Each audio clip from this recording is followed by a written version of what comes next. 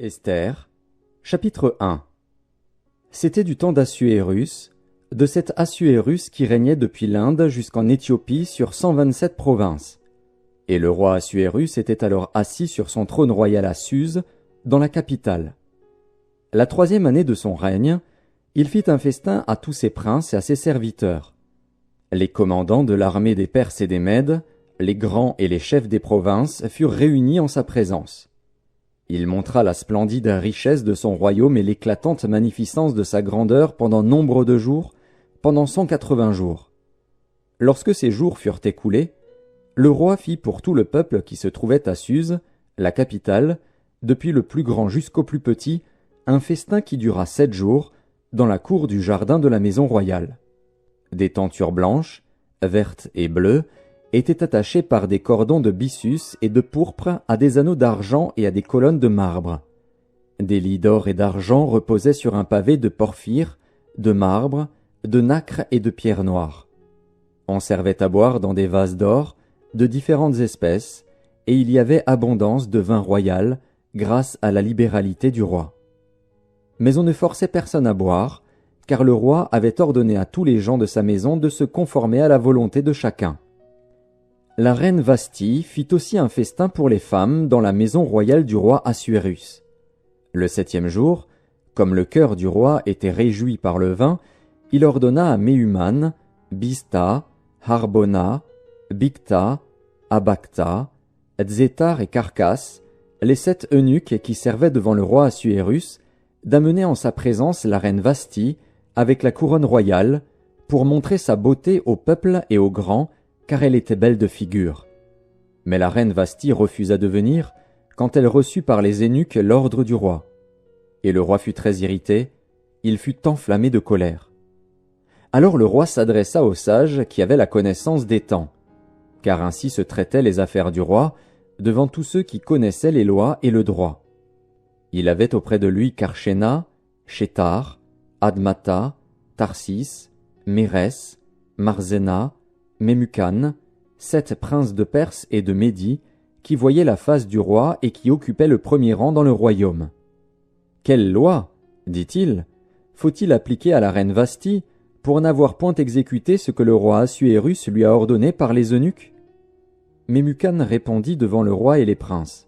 « Ce n'est pas seulement à l'égard du roi que la reine Vasthi a mal agi, c'est aussi envers tous les princes et tous les peuples qui sont dans toutes les provinces du roi Assuérus. Car l'action de la reine parviendra à la connaissance de toutes les femmes, et les portera à mépriser leurs maris. Elles diront, « Le roi Assuérus avait ordonné qu'on amenât en sa présence la reine Vasthi, et elle n'y est pas allée. » Et dès ce jour, les princesses de Perse et de Médie qui auront appris l'action de la reine la rapporteront à tous les chefs du roi. De là beaucoup de mépris et de colère. Si le roi le trouve bon, qu'on publie de sa part et qu'on inscrive parmi les lois des Perses et des Mèdes, avec défense de la transgresser, une ordonnance royale d'après laquelle Vasthi ne paraîtra plus devant le roi Assuérus, et le roi donnera la dignité de reine à une autre qui soit meilleure qu'elle. L'édit du roi sera connu dans tout son royaume, quelque grand qu'il soit, et toutes les femmes rendront honneur à leur mari, depuis le plus grand jusqu'au plus petit. Cet avis fut approuvé du roi et des princes, et le roi agit d'après la parole de Memucan. Il envoya des lettres à toutes les provinces du royaume, à chaque province selon son écriture et à chaque peuple selon sa langue. Elle portait que tout homme devait être le maître dans sa maison et qu'il parlerait la langue de son peuple. Chapitre 2. Après ces choses, lorsque la colère du roi Assuérus se fut calmée, il pensa à Vasthi, à ce qu'elle avait fait, et à la décision qui avait été prise à son sujet. Alors ceux qui servaient le roi dirent, « Qu'on cherche pour le roi des jeunes filles, vierges et belles de figure, que le roi établisse dans toutes les provinces de son royaume des commissaires chargés de rassembler toutes les jeunes filles, vierges et belles de figure, à Suse, la capitale, dans la maison des femmes, sous la surveillance d'Égée, eunuque du roi et gardien des femmes, qui leur donnera les choses nécessaires pour leur toilette, et que la jeune fille qui plaira au roi devienne reine à la place de Vasthi. » Cet avis eut l'approbation du roi, et il fit ainsi. Il y avait dans Suse, la capitale, un juif nommé Mardochée, fils de Jaïr, fils de Chiméi, fils de Kis, homme de Benjamin, qui avait été emmené de Jérusalem parmi les captifs déportés avec Jéconia, roi de Juda, par Nebuchadnezzar, roi de Babylone. Il élevait Hadassa, qui est Esther, fille de son oncle, car elle n'avait ni père ni mère. La jeune fille était belle de taille et belle de figure. À la mort de son père et de sa mère, Mardochée l'avait adoptée pour fille. Lorsqu'on eut publié l'ordre du roi et son édit, et qu'un grand nombre de jeunes filles furent rassemblées à Suse, la capitale, sous la surveillance d'Hégaï, Esther fut aussi prise et conduite dans la maison du roi, sous la surveillance d'Hégaï, gardien des femmes. La jeune fille lui plut et trouva grâce devant lui. Il s'empressa de lui fournir les choses nécessaires pour sa toilette et pour sa subsistance, lui donna 7 jeunes filles choisies dans la maison du roi, et la plaça avec ses jeunes filles dans le meilleur appartement de la maison des femmes. Esther ne fit connaître ni son peuple ni sa naissance, car Mardochée lui avait défendu d'en parler. Et chaque jour Mardochée allait et venait devant la cour de la maison des femmes, pour savoir comment se portait Esther et comment on la traitait. Chaque jeune fille allait à son tour vers le roi Assuérus, après avoir employé 12 mois à s'acquitter de ce qui était prescrit aux femmes. Pendant ce temps, elles prenaient soin de leur toilette, 6 mois avec de l'huile de myrrhe, et 6 mois avec des aromates et des parfums en usage parmi les femmes. C'est ainsi que chaque jeune fille allait vers le roi. Et, quand elle passait de la maison des femmes dans la maison du roi, on lui laissait prendre avec elle tout ce qu'elle voulait. Elle y allait le soir, et le lendemain matin elle passait dans la seconde maison des femmes, sous la surveillance de Shaashgaz, eunuque du roi et gardien des concubines. Elle ne retournait plus vers le roi, à moins que le roi n'en eût le désir et qu'elle ne fût appelée par son nom. Lorsque son tour d'aller vers le roi fut arrivé, Esther, fille d'Abikaïl, oncle de Mardochée qui l'avait adoptée pour fille, ne demanda que ce qui fut désigné par Hégaï, eunuque du roi et gardien des femmes. Esther trouvait grâce aux yeux de tous ceux qui la voyaient. Esther fut conduite auprès du roi Assuérus, dans sa maison royale, le 10e mois, qui est le mois de Tébet, la 7e année de son règne. Le roi aima Esther plus que toutes les autres femmes, et elle obtint grâce et faveur devant lui plus que toutes les autres jeunes filles. Il mit la couronne royale sur sa tête, et la fit reine à la place de Vasthi. Le roi donna un grand festin à tous ses princes et à ses serviteurs, un festin en l'honneur d'Esther. Il accorda du repos aux provinces, et fit des présents avec une libéralité royale. La seconde fois qu'on assembla les jeunes filles, Mardochée était assis à la porte du roi. Esther n'avait fait connaître ni sa naissance ni son peuple, car Mardochée le lui avait défendu, et elle suivait les ordres de Mardochée aussi fidèlement qu'à l'époque où elle était sous sa tutelle. Dans ce même temps, comme Mardochée était assis à la porte du roi, Bigtan et Téresh, 2 eunuques du roi, gardes du seuil, cédèrent à un mouvement d'irritation et voulurent porter la main sur le roi Assuérus.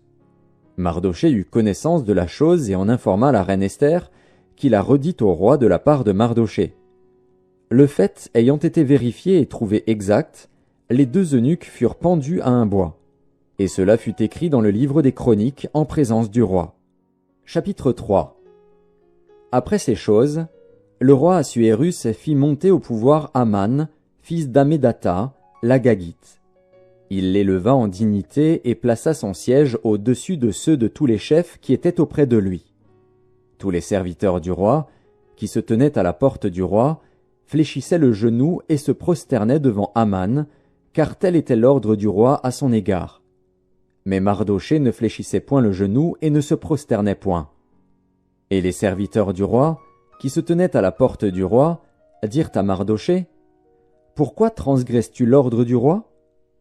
Comme ils le lui répétaient chaque jour et qu'il ne les écoutait pas, ils en firent rapport à Aman pour voir si Mardochée persisterait dans sa résolution, car il leur avait dit qu'il était juif. Et Aman vit que Mardochée ne fléchissait point le genou et ne se prosternait point devant lui. Il fut rempli de fureur. Mais il dédaigna de porter la main sur Mardochée seul, car on lui avait dit de quel peuple était Mardochée, et il voulut détruire le peuple de Mardochée, tous les Juifs qui se trouvaient dans tout le royaume d'Assuérus. Au 1er mois, qui est le mois de Nisan, la 12e année du roi Assuérus, on jeta le pur, c'est-à-dire le sort, devant Aman, pour chaque jour et pour chaque mois, jusqu'au 12e mois, qui est le mois d'Adar. Alors Aman dit au roi Assuérus, « Il y a dans toutes les provinces de ton royaume un peuple dispersé et à part parmi les peuples, ayant des lois différentes de celles de tous les peuples et n'observant point les lois du roi. Il n'est pas dans l'intérêt du roi de le laisser en repos. Si le roi le trouve bon, qu'on écrive l'ordre de les faire périr. Et je pèserai 10 000 talents d'argent entre les mains des fonctionnaires pour qu'on les porte dans le trésor du roi. » Le roi ôta son anneau de la main et le remit à Aman, fils d'Ammédatha, l'Agagite, ennemi des Juifs. Et le roi dit à Aman, « L'argent t'est donné, et ce peuple aussi. Fais-en ce que tu voudras. » Les secrétaires du roi furent appelés le 13e jour du premier mois, et l'on écrivit, suivant tout ce qui fut ordonné par Aman, aux satrapes du roi, aux gouverneurs de chaque province et aux chefs de chaque peuple, à chaque province selon son écriture et à chaque peuple selon sa langue. Ce fut au nom du roi Assuérus que l'on écrivit, et on scella avec l'anneau du roi. Les lettres furent envoyées par les courriers dans toutes les provinces du roi, pour qu'on détruisît, qu'on tuât et qu'on fît périr tous les Juifs, jeunes et vieux, petits enfants et femmes, en un seul jour, le 13e du 12e mois, qui est le mois d'Adar, et pour que leurs biens fussent livrés au pillage. Ces lettres renfermaient une copie de l'édit qui devait être publié dans chaque province, et invitaient tous les peuples à se tenir prêts pour ce jour-là. Les courriers partirent en toute hâte, d'après l'ordre du roi. L'édit fut aussi publié dans Suse, la capitale. Et tandis que le roi et Aman étaient à boire, la ville de Suse était dans la consternation. Chapitre 4. Mardochée, ayant appris tout ce qui se passait, déchira ses vêtements, s'enveloppa d'un sac et se couvrit de cendres. Puis il alla au milieu de la ville en poussant avec force des cris amers, et se rendit jusqu'à la porte du roi, dont l'entrée était interdite à toute personne revêtue d'un sac. Dans chaque province, partout où arrivait l'ordre du roi et son édit, il y eut une grande désolation parmi les Juifs. Ils jeûnaient, pleuraient et se lamentaient, et beaucoup se couchaient sur le sac et la cendre. Les servantes d'Esther et ses eunuques vinrent lui annoncer cela, et la reine fut très effrayée. Elle envoya des vêtements à Mardochée pour le couvrir et lui faire ôter son sac, mais il ne les accepta pas. Alors Esther appela Hathak, l'un des eunuques que le roi avait placé auprès d'elle, et elle le chargea d'aller demander à Mardochée ce que c'était et d'où cela venait. Hathak se rendit vers Mardochée sur la place de la ville, devant la porte du roi. Et Mardochée lui raconta tout ce qui lui était arrivé, et lui indiqua la somme d'argent qu'Aman avait promis de livrer au trésor du roi en retour du massacre des Juifs. Il lui donna aussi une copie de l'édit publié dans Suse en vue de leur destruction, afin qu'il le montrât à Esther et lui fît tout connaître. Et il ordonna qu'Esther se rendît chez le roi pour lui demander grâce et l'implorer en faveur de son peuple. Hathak vint rapporter à Esther les paroles de Mardochée. Esther chargea Hathak d'aller dire à Mardochée, « Tous les serviteurs du roi et le peuple des provinces du roi savent qu'il existe une loi portant peine de mort contre quiconque, homme ou femme, entre chez le roi, dans la cour intérieure, sans avoir été appelé. Celui-là seul a la vie sauve, à qui le roi tend le sceptre d'or. Et moi, je n'ai point été appelé auprès du roi depuis 30 jours. » Lorsque les paroles d'Esther eurent été rapportées à Mardochée, Mardochée fit répondre à Esther, « Ne t'imagine pas que tu échapperas seul d'entre tous les Juifs, parce que tu es dans la maison du roi. Car, si tu te tais maintenant, le secours et la délivrance surgiront d'autre part pour les Juifs, et toi et la maison de ton père vous périrez. Et qui sait si ce n'est pas pour un temps comme celui-ci que tu es parvenu à la royauté ?» Esther envoya dire à Mardochée, « Va, rassemble tous les Juifs qui se trouvent à Suse, et jeûnez pour moi, sans manger ni boire pendant 3 jours, ni la nuit, ni le jour. Moi aussi, je jeûnerai de même avec mes servantes, puis j'entrerai chez le roi, malgré la loi. Et si je dois périr, je périrai. » Mardochée s'en alla, et fit tout ce qu'Esther lui avait ordonné. Chapitre 5. Le 3e jour, Esther mit ses vêtements royaux et se présenta dans la cour intérieure de la maison du roi, devant la maison du roi. Le roi était assis sur son trône royal dans la maison royale, en face de l'entrée de la maison. Lorsque le roi vit la reine Esther debout dans la cour, elle trouva grâce à ses yeux. Et le roi tendit à Esther le sceptre d'or qu'il tenait à la main. Esther s'approcha et toucha le bout du sceptre. Le roi lui dit, « Qu'as-tu, reine Esther, et que demandes-tu? Quand ce serait la moitié du royaume, elle te serait donnée. » Esther répondit, « Si le roi le trouve bon, que le roi vienne aujourd'hui avec Aman au festin que je lui ai préparé. » Et le roi dit, « Allez tout de suite chercher Aman, comme le désire Esther. » Le roi se rendit avec Aman au festin qu'avait préparé Esther. Et pendant qu'on buvait le vin, le roi dit à Esther, « Quelle est ta demande? Elle te sera accordée. Que désires-tu? Quand ce serait la moitié du royaume, tu l'obtiendras. » Esther répondit, « Voici ce que je demande et ce que je désire. Si j'ai trouvé grâce aux yeux du roi, et s'il plaît au roi d'accorder ma demande et de satisfaire mon désir, que le roi vienne avec Aman au festin que je leur préparerai, et demain je donnerai réponse au roi selon son ordre. » Aman sortit ce jour-là, joyeux et le cœur content.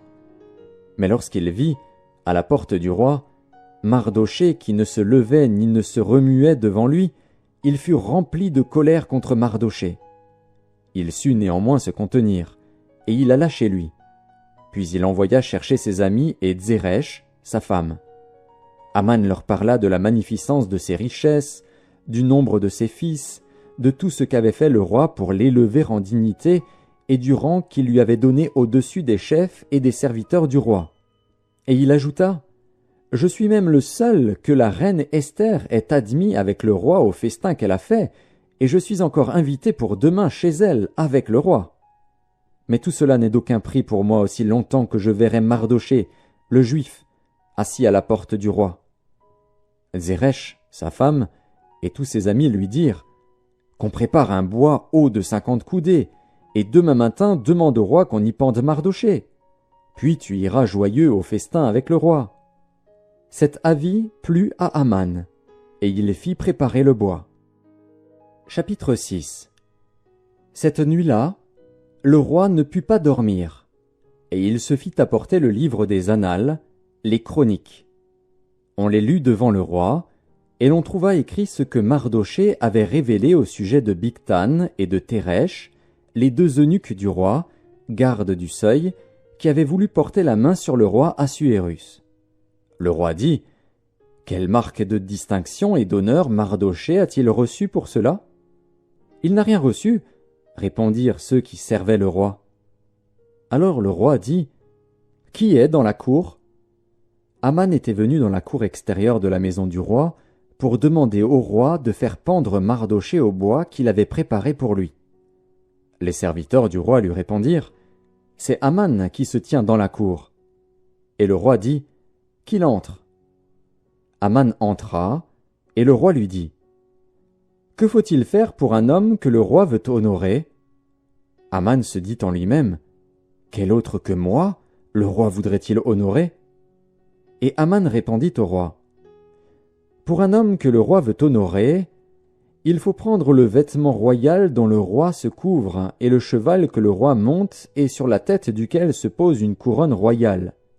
Remettre le vêtement et le cheval à l'un des principaux chefs du roi, puis revêtir l'homme que le roi veut honorer, le promener à cheval à travers la place de la ville et crier devant lui, « C'est ainsi que l'on fait à l'homme que le roi veut honorer. » Le roi dit à Aman, « Prends tout de suite le vêtement et le cheval, comme tu l'as dit, et fais ainsi pour Mardochée, le juif, qui est assis à la porte du roi.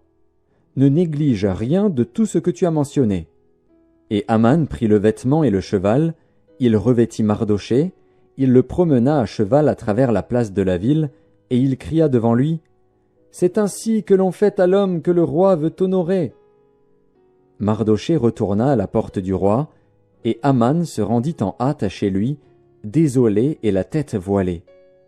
Aman raconta à Zeresh, sa femme, et à tous ses amis, tout ce qui lui était arrivé. Et ses sages, et Zeresh, sa femme, lui dirent, « Si Mardochée, devant lequel tu as commencé de tomber, est de la race des Juifs, tu ne pourras rien contre lui, mais tu tomberas devant lui. » Comme il lui parlait encore, les eunuques du roi arrivèrent et conduisirent aussitôt Aman au festin qu'Esther avait préparé. Chapitre 7. Le roi et Aman allèrent au festin chez la reine Esther. Ce second jour, le roi dit encore à Esther, pendant qu'on buvait le vin, « Quelle est ta demande, reine Esther? Elle te sera accordée. Que désires-tu? Quand ce serait la moitié du royaume, tu l'obtiendras. » La reine Esther répondit, « Si j'ai trouvé grâce à tes yeux, ô roi, et si le roi le trouve bon, accorde-moi la vie. Voilà ma demande. Et sauve mon peuple. Voilà mon désir.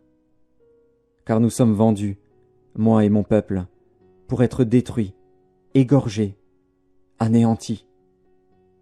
Encore si nous étions vendus pour devenir esclaves et servantes, je me tairais, mais l'ennemi ne saurait compenser le dommage fait au roi. » Le roi Assuérus prit la parole et dit à la reine Esther, « Qui est-il, et où est-il, celui qui se propose d'agir ainsi ?»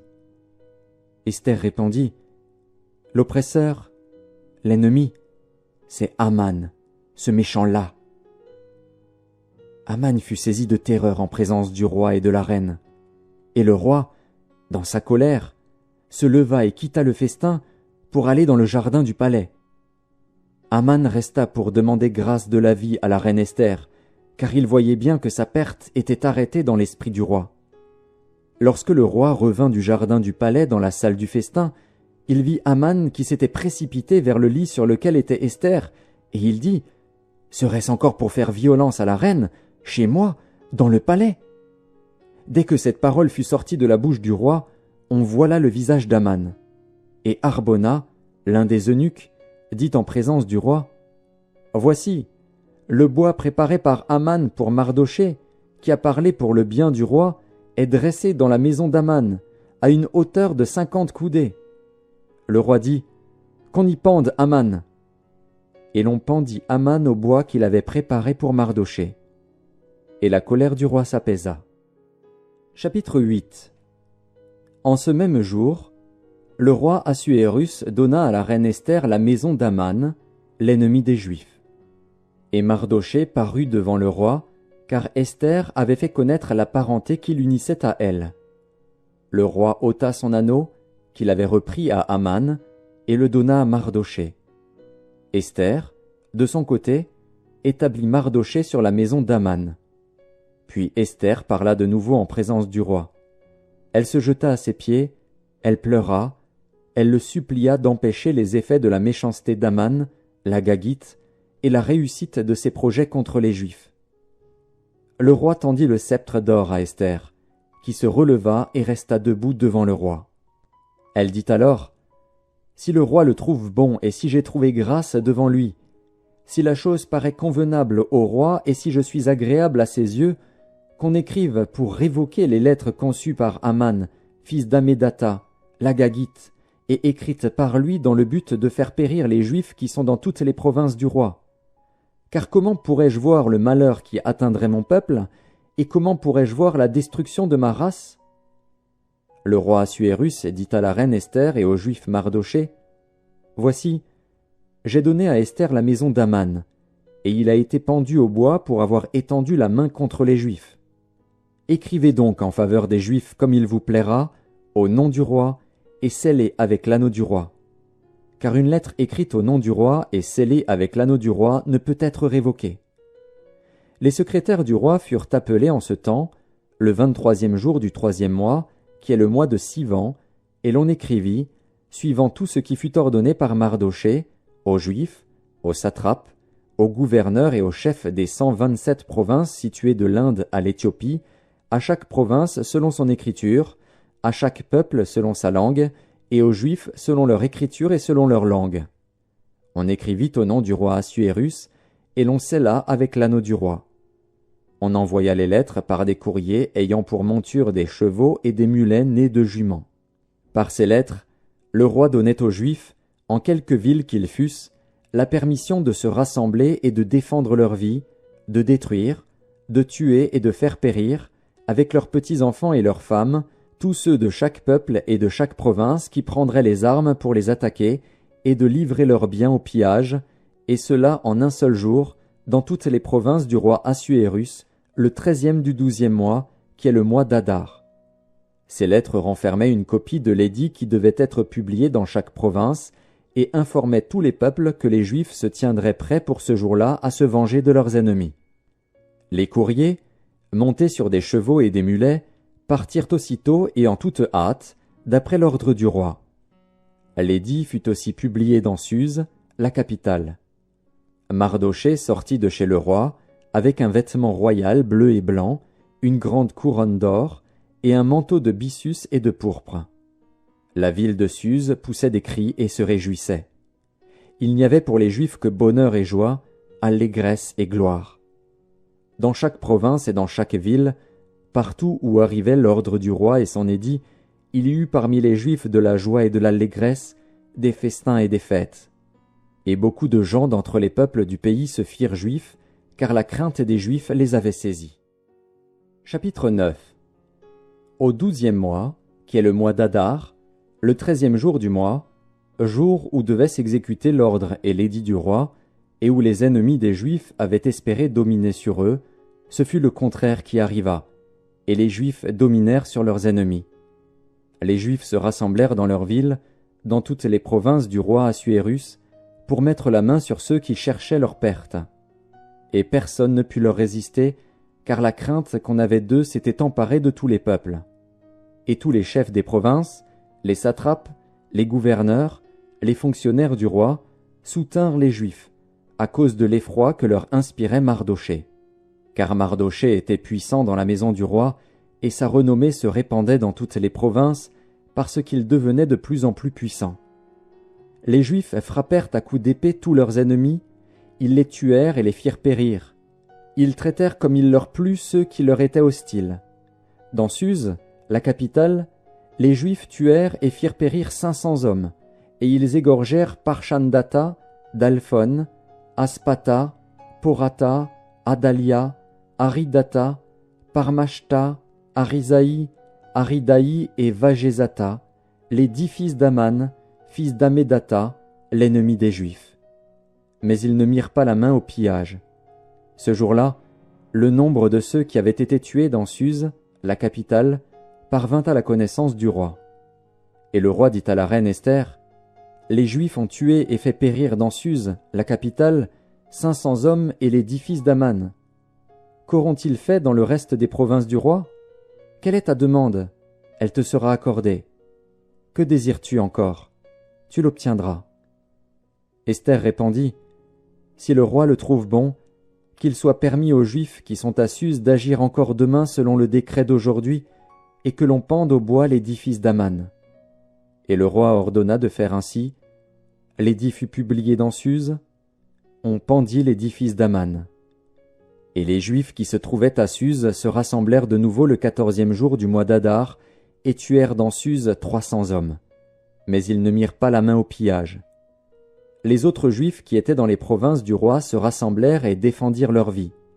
Ils se procurèrent du repos en se délivrant de leurs ennemis, et ils tuèrent 75 000 de ceux qui leur étaient hostiles. Mais ils ne mirent pas la main au pillage. Ces choses arrivèrent le 13e jour du mois d'Adar. Les Juifs se reposèrent le 14e, et ils en firent un jour de festin et de joie. Ceux qui se trouvaient à Suse, s'étant rassemblés le 13e jour et le 14e jour, se reposèrent le 15e, et ils en firent un jour de festin et de joie. C'est pourquoi les Juifs de la campagne, qui habitent des villes sans murailles, font du 14e jour du mois d'Adar un jour de joie, de festin et de fête, où l'on s'envoie des portions les uns aux autres.